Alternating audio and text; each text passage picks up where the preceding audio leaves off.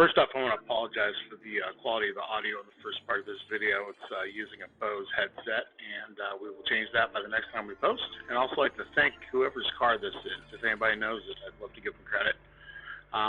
So Project Big Bird is our 92 wide-body cab we're building for my wife. It's been kind of a dream car of hers, and she's been very patient. And we've had a lot of cars in and out of here over the years, and in various states of repairs. So my boys and I decided to tackle this project along with her. She's going to help as well. But we have a little bit of experience in having done a number of cars. I'm an amateur hobbyist mechanic and collector. We've got a number of other Porsche cars, and my boys have kind of grown up doing this, and they've taken an interest as of late, wanting to get some more time in restoration. So it worked out perfectly for my wife's car. I just threw up some pictures of the 76 that we had. This is the first project my boys worked on. They were very young at the time, and that's the car now. But it basically came to us in 100 different boxes. So without further ado, welcome to Big Bird. So here it is, the Project Big Bird, and our head of security Chuck just came in. So I just want to give a quick walk around, just a little insight as to what we're doing here. You'll notice some of the things that we were able to acquire were the 965, true 965 bumpers, front and rear. This is actually a true 965 tail. And you can see here, I'm already starting to mark this for the fender flares. I'll show you front and back here.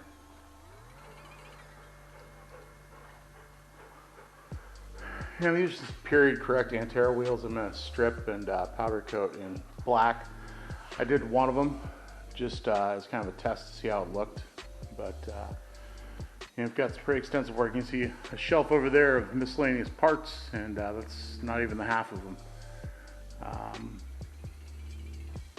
We're going to do 965 or 965 RS front brake ducts here. And got some cowl repair to do up here. There's a bubble in the windshield on this side that I'm sure is going to reveal itself to be more extensive than what it is. So 965 rocker panels. Those are aftermarket, two-piece aftermarket panels that I'm actually going to modify to fit those. So I'm going to modify the rear flare as well to accept the OEM style 965 rocker panel covers.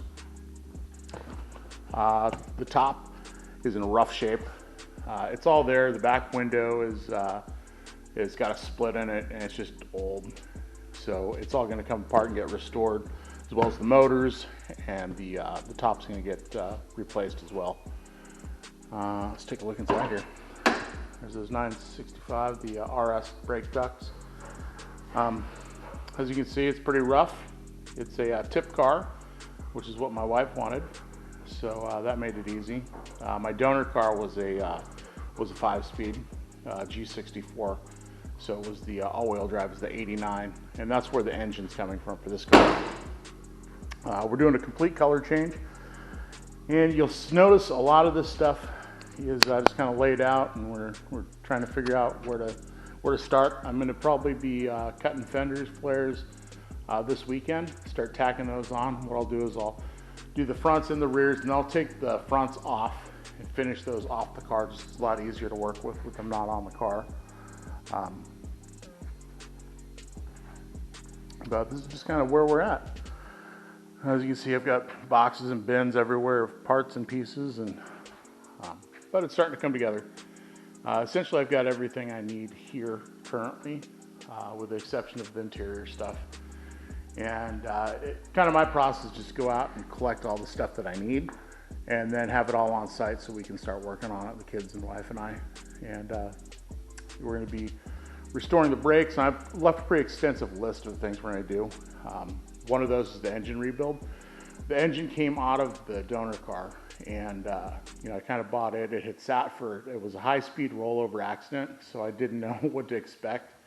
And I actually traded for another car I had, and just kind of in hopes that it was okay, because it had low miles, and from what I could see, it didn't have any damage. So I just kind of took a gamble with it, and it paid off. I just had all this stuff inspected. I've actually got the case back, and I'll probably post some pictures and some comments on tearing it down and the machine work and whatnot that was done. But we'll probably start building the engine here relatively quickly, and it's much easier to work on the car when it's under its own power. Some other things: restored tail lights. I did one of them, and I'm going to do another set and film that, because I know that's something a lot of guys want to see, and it's kind of a common problem with these cars. Those tail lights will get spidered and crazed and fade. They look kind of pink, and the kind of that pinkish tint is really the actual color of them, but it's much more vibrant when they're new lenses. And I decided to go with the standard corners up here rather than Euro lenses, and yeah, it's a big project, but we're looking forward to it, and I'm going to be in a position where this is something that the kids can work on, the wife can work on, and we can have some fun and be stuck in the house during the winter time, and have something to do, especially in light of how things are going currently. But if you have any questions or comments, leave them in the bottom there, and I will answer them as best I can. If you're looking to follow a nut and bolt restoration of a $300,000 car, this is not it. But I will certainly go over the economics of it. And in the end, I plan on being in this car probably under $20,000. And I can explain a little bit about how that went about. A lot of it's been trading up and just utilizing some of the stuff I had on hand. But I think that it's something that other people can do as well.